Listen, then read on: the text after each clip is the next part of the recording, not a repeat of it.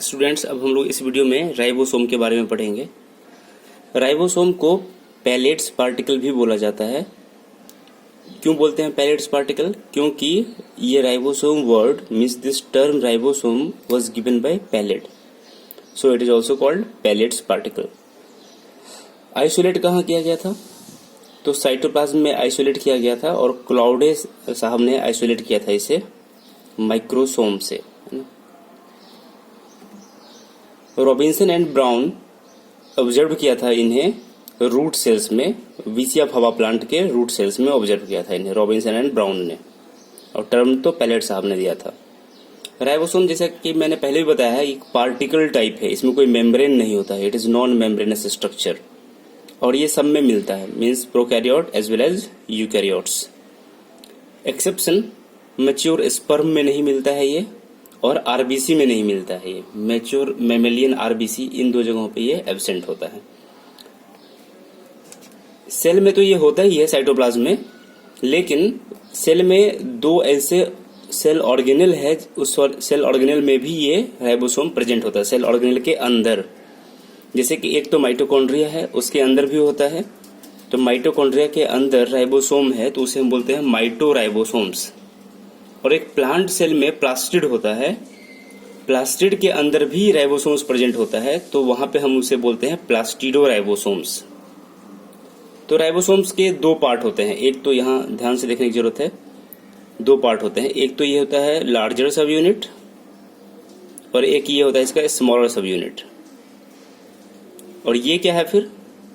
ये हमने दिखाया है छोटा सा पार्ट एंडोप्लाज्मिक रेटिकुलम का, क्योंकि ये उसी से अटैच्ड होता है, मीन्स राइबोसोम ये वाला पार्ट है, बस इतना सा पार्ट राइबोसोम है, जिसमें ये इसका स्मॉलर सब यूनिट है और ये इसका लार्जर सब यूनिट है।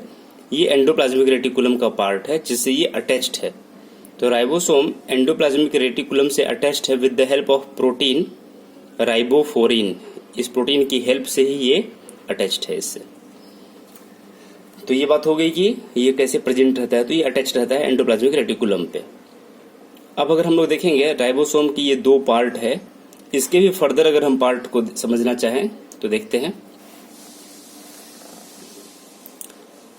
राइबोसोम्स के दो सब यूनिट होते हैं, एक तो लार्जर सब यूनिट, एक स्मॉलर सब यूनिट, जैसा कि हमने बताया larger sub unit and smaller sub unit. तो larger sub unit is attached to membrane with the help of ribophorin, और स्मॉलर सब यूनिट फ्री होता है, साइटोप्लाज्म में घूमता रहता है, मीन्स ये वाला अटैच्ड रहता है लार्जर सब यूनिट और ये वाला पार्ट फ्री रहता है साइटोप्लाज्म में। ये जब जरूरत पड़ती है तब ये छोटा वाला पार्ट आकर के यहाँ पे आकर के अटैच हो जाता है लार्जर वाले सब यूनिट से। जरूरत क्या पड़ती है इसकी? जब प्रोटीन सिंथेसिस करना होता है तब ये स्मॉलर सब यूनिट आकर के लार्जर से यहाँ पे बाइंड कर जाता है, means this part is always attached to endoplasmic reticulum while a smaller subunit is freely moving into the cytoplasm, but when it is required for the formation of protein then it comes to the larger subunit and bind with this। अब हम लोग देखते हैं ये दोनों subunit के को हम लोग फर्दर हम देखेंगे इसके क्या क्या पार्ट है। फिलहाल हम लोग देखते हैं कि यूकैरियोटिक सेल्स जितने भी होते हैं उसमें ये जो पूरा राइबोसोम है उसको हम लोग बोलते हैं एटीएस टाइप का होता है। ये एटीएस, एस का मतलब क्या होता है? सेडवर्क्स ने एक कांस्टेंट बताया था, इसलिए इसका नाम हम लोग एस देते हैं, सेडवर्क्स कांस्टेंट। और ये एक यूनिट को दिखाता है, यूनिट क्या है? S for sedimentation coefficient. जैसे कि अगर हम कोई टेस्ट ट्यूब में किसी भी पार्टिकल को अगर रखे तो टेस्ट ट्यूब में वो सेडिमेंट हो जाएगा, नीचे आकर के बैठ जाएगा वो। तो वैसे ही कुछ यहाँ पे ये बताया गया है कि किस रेट से ये सेडिमेंट होता है, उसी को ये एस दिखाता है। तो अगर 80s है तो मतलब उसका वो रेट दिखा रहा है कि 80s इस रेट से वो सेडिमेंट हो रहा है। तो मीन्स यूकैरियोटिक सेल्स में 80s टाइप का मिलता है और प्रोकैरियोट्स में 70s टाइप का मिलता है। और एस का यहाँ पे आपको बस इतना ही समझने का जरूरत है कि एस का फुल फॉर्म क्या होता है बस, और एस का फुल फॉर्म होता है सेडवर्क्स कांस्टेंट और सेडिमेंटेशन कोफिशिएंट। इतना ही आपको समझने की जरूरत है।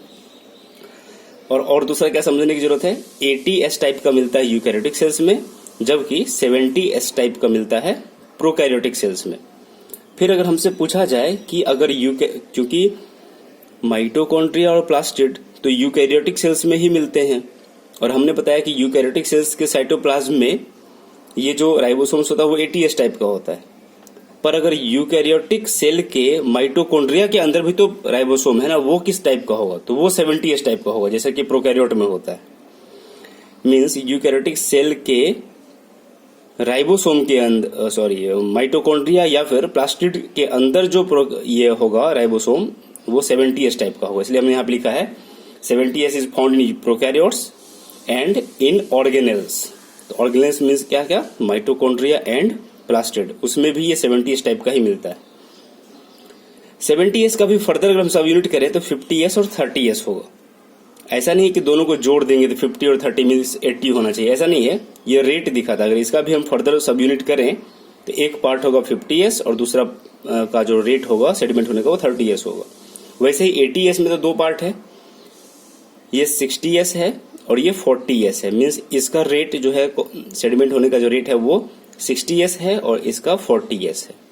तो दीज आर द फर्दर सब units of 80S, that is 60S and 40S, while for 70S there is two subunit 50S and 30S। तो आपको बस इतना समझना है कि S for Sydberg's unit और Sydberg's constant और sedimentation coefficient, and it is based on how the rate of sedimentation happens. That's it. अगर हमसे पूछा जाए कि राइबोसोम बेसिकली क्या होता है तो हम क्या बताएंगे? एक पार्टिकल होता है। कौन सा पार्टिकल होता है? तो ये होता है राइबो न्यूक्लियो प्रोटीन पार्टिकल्स। क्या होता है ये? Ribo nucleo protein particles. Ribo nucleo protein particles, जिसमें दो पार्ट होता है, RNA होता है प्लस प्रोटीन होता है। मीन्स राइबोसोम पूछा जाए क्या होता है तो राइबोसोम इज ए पार्टिकल। कौन सा पार्टिकल? तो ribo nucleo protein particle. And और राइबो न्यूक्लियो प्रोटीन पार्टिकल किस चीज से बना हुआ है? तो ribo for RNA means ribosomal RNA plus protein. हम लोग आगे पढ़ेंगे न्यूक्लिक एसिड में, जब हम लोग आगे न्यूक्लिक एसिड आगे कमिंग लेक्चर्स में आएगा तो वहां पे हम लोग देखेंगे DNA और RNA दो तरह के न्यूक्लिक एसिड होते हैं, जिसमें RNA का भी 3 टाइप होता है, rRNA, mRNA एंड tRNA। तो वो सब हम लोग आगे पढ़ेंगे। rRNA को हम लोग बोलते हैं राइबोसोमल RNA, क्योंकि ये राइबोसोम को बनाता है ना। अब हम लोग नेक्स्ट वीडियो में देखेंगे इसके आगे का माइटोकॉन्ड्रिया हम लोग पढ़ेंगे नेक्स्ट वीडियो में।